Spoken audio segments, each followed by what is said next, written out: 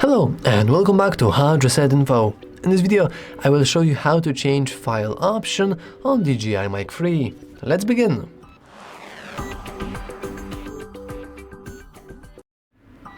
First, you want to simply swipe from the top to the bottom in order to see the settings. Then, let's enter transmitter settings and let's scroll all the way to the right.